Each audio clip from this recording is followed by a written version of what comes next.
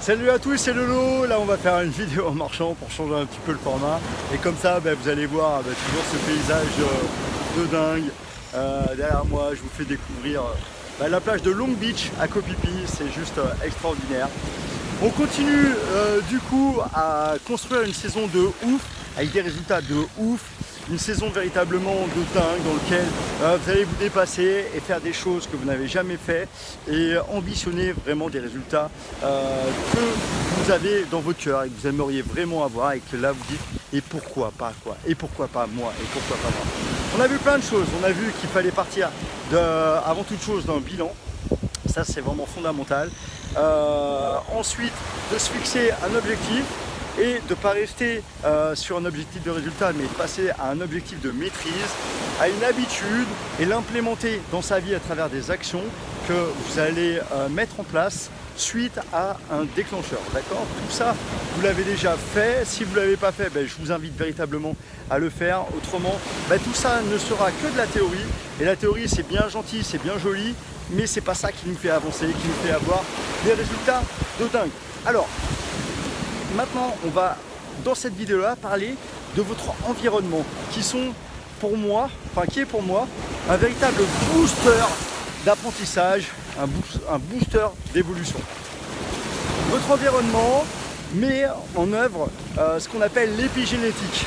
Jusqu'à présent, on pensait véritablement que le pouvoir de la génétique était quelque chose d'hyper impactant sur qui on devient, sur notre comportement, notre façon de penser, etc. Tout ça, parce qu'on est comme ça. On est quelqu'un naturellement d'ambitieux, de timide, de triste, de joyeux, d'optimiste. Voilà. Et tout ça jusqu'à il n'y a pas si longtemps que ça, on parlait beaucoup de génétique. Aujourd'hui, on a réduit la part de la génétique à peu près 30% de notre comportement. Il y a quelque chose de bien plus puissant que la génétique, c'est l'épigénétique, qui correspond à l'impact en fait de votre environnement sur vous-même. Si vous êtes né dans une famille où on vous a aidé à être confiant en vous, vous allez développer cette capacité à un plus haut niveau. Et c'est pas qu'elle était ancrée fondamentalement dans vos gènes, ça c'était peut-être le cas, mais c'est surtout que votre environnement vous a permis de l'optimiser à un plus haut niveau, quoi. Donc l'épigénétique c'est super important. Là on voit que la famille c'est pas quelque chose par exemple, je vous fais voir ça, c'est magnifique, qu'on choisit particulièrement, et notamment au poker il n'y a pas trop d'utilité, mais notre famille poker avec les gars avec qui on travaille, etc., ont un impact juste majeur sur vous. Si vous êtes une personne qui est entourée que de personnes qui whine ou qui ne veulent pas évoluer ou qui ne veulent pas progresser, est-ce que vous pensez véritablement que vous allez pouvoir passer à un autre niveau, tiré par un groupe qui va vous faire vous dépasser? Quand vous êtes dans une équipe de sport où tout le monde tient par exemple une heure de travail hyper intensif en cardio et qu'il n'y en a pas un qui give up, et vous êtes le dernier à passer, est-ce que vous serez plus enclin à give up, vous pensez, ou pas? Il y a de très fortes chances que non, quoi. Ça me rappelle dans les JO, il y a beaucoup de cas où lors des premières épreuves, si l'équipe de France par exemple a commencé à bien parfaire, c'est comme si elle donnait le diapason pour toute l'équipe de France et que toute l'équipe de France avait envie de faire pareil. Alors que si par exemple la première semaine est juste lamentable, c'est comme si ça autorisait les autres aussi à louper leur JO, parce que finalement c'est un peu la norme. Donc vous, dans votre famille poker, est-ce qu'il y a des gens qui vous tirent vers eux et qui vont mettre en œuvre l'épigénétique à un plus haut niveau? Ça c'est vraiment une question que vous devez vous poser. Et si ce n'est pas le cas, je vous invite à essayer de contacter de plus en plus des personnes qui ont les mêmes ambitions que vous, qui ont la même capacité de travail que vous, qui veulent se dépasser, qui veulent vraiment avancer avec vous, travailler, avoir de la rigueur, et qui arrêtent de whine, qui gardent leur énergie, qui la métabolisent en détermination. Ça, c'est vraiment quelque chose d'important. Moi, je pense que dans l'environnement, il y a 3 types de personnes qu'il faut avoir. C'est Jim Rohn qui dit on est la moyenne des 5 personnes que l'on fréquente le plus. Donc les 5 personnes que vous fréquentez le plus dans votre poker transparaissent à travers l'épigénétique en vous, dans votre jeu, dans vos réactions, dans vos décisions, dans vos pensées. Donc les 3 types de personnes qu'il faut avoir, moi je pense que c'est déjà premièrement des gens qui ont les mêmes ambitions que vous, qui veulent avancer comme vous, qui veulent se dépasser comme vous, qui n'ont pas peur d'afficher leurs ambitions, qui n'ont pas peur de dire ouais j'ai de la puissance en moi, j'ai de la magie en moi, je vais vous montrer, je veux rêver grand, je veux oser, je veux me dépasser, je veux faire les efforts qu'il faut. Ça déjà, des gens qui ont la même détermination que vous, ça c'est la première chose. Je pense qu'il faut aussi avoir une personne qui a atteint les résultats que vous voulez atteindre et qui va vous montrer le chemin, qui va vous montrer peut-être des choses que vous ne savez pas encore, qui va vous permettre d'implémenter des nouvelles actions que vous ne connaissez pas forcément encore et qui sera intéressé de travailler avec vous parce que vous aurez cette putain de détermination quoi. Donc voilà, trouvez une personne qui a fait ce que vous voulez faire et qui est prête à le partager parce qu'elle voit que vous êtes hyper intéressé et que vous avez une putain d'énergie et que vous allez donner tout ça, vous allez lui donner de l'énergie, vous allez lui donner de la motivation. La personne au bout d'un moment elle y trouve aussi son compte. Donc trouvez voilà, également une personne qui a déjà fait ce que vous voulez faire et qui va un peu comme un éclaireur vous ouvrir le chemin, vous permettre d'avancer plus vite. Moi je pense aussi véritablement qu'il faut avoir un coach en fait. Tous les plus grands entrepreneurs, les hommes d'État de très haut niveau, que ce soit des politiciens, que ce soit aussi des gens dans la publicité, etc. Toutes ces personnes-là ont des coachs en communication, des coachs stratégiques, des coachs physiques, des coachs mentaux. Voilà, et c'est un des conseils numéro 1 qu'ils donnent. Vous voulez avancer plus vite, prenez un coach, tout simplement. Donc moi je vous invite pas parce que ça a aussi un certain coût à prendre absolument un coach, mais c'est un conseil que si beaucoup de personnes vous donnent, doit avoir une utilité vraiment importante quoi.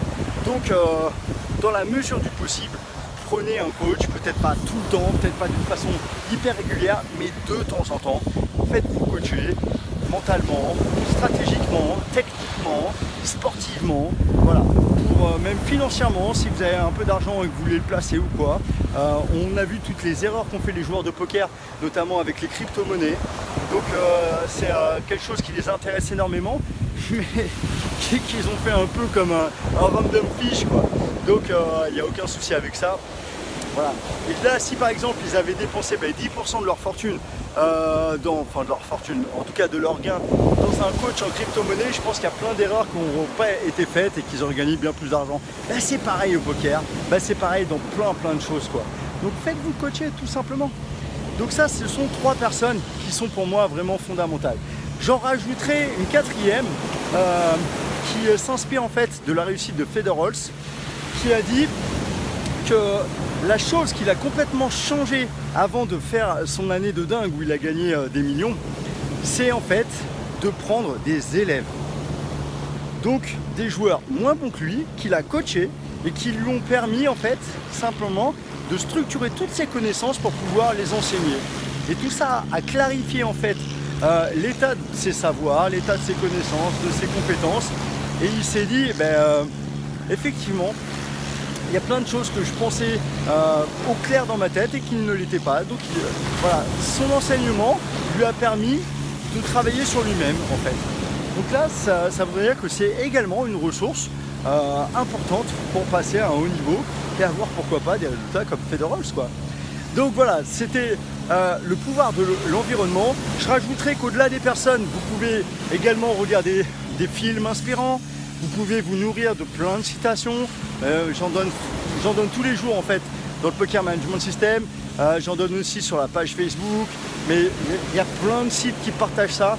Et plus vous vous nourrissez de choses, d'exemples qui montrent qu'on peut bien plus qu'on ne le pense, qu'on est bien plus fort qu'on ne le croit, et qu'on a des faits réels et que c'est pas juste de la poésie qui est cool à entendre, mais qui serait juste une fable en fait. Mais il y a plein d'exemples qui montrent la réalité et la véracité de ce type de propos. Vous allez voir que vous allez nourrir vos pensées, votre esprit de très bonnes choses.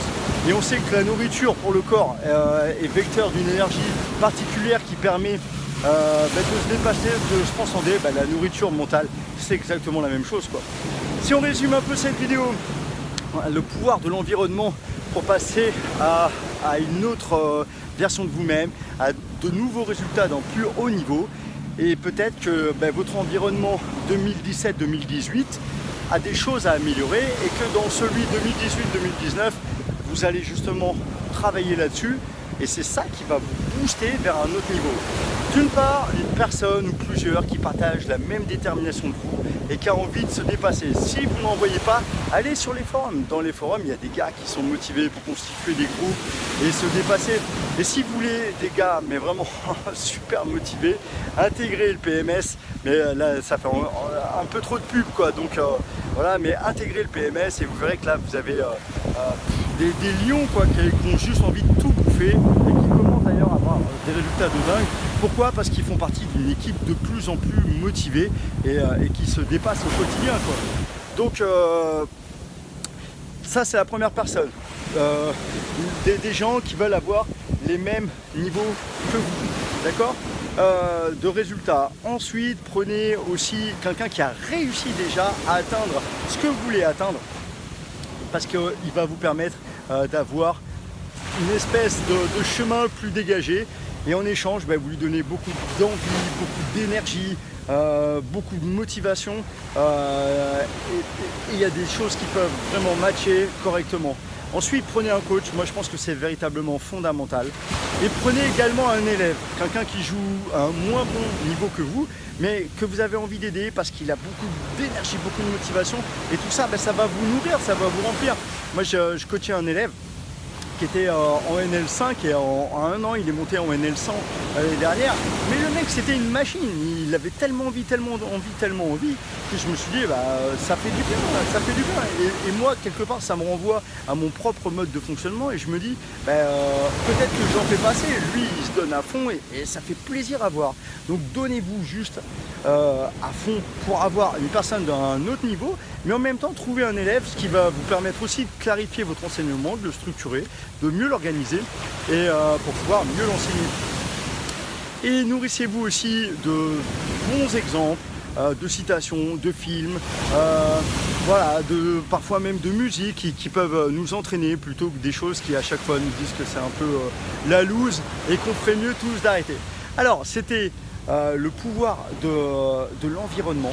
Je pense véritablement que c'est un booster de résultats, un booster d'apprentissage et que si notre environnement autour de nous emmène vers le haut et dont la norme est toujours de se dépasser, au bout d'un moment vous allez faire comme les autres cellules de votre environnement, vous allez vous dépasser parce que c'est la norme. Et si par contre dans votre environnement il n'y a que des gens qui sont déjà satisfaits, qui sont déjà nourris de vos trucs, qui n'ont plus la dalle et qui passent plutôt leur temps un peu à critiquer, à whine, etc. Au bout d'un certain temps, vous allez faire comme le dit Jim Rohn, exactement comme eux, vous êtes la moyenne de toutes ces personnes-là.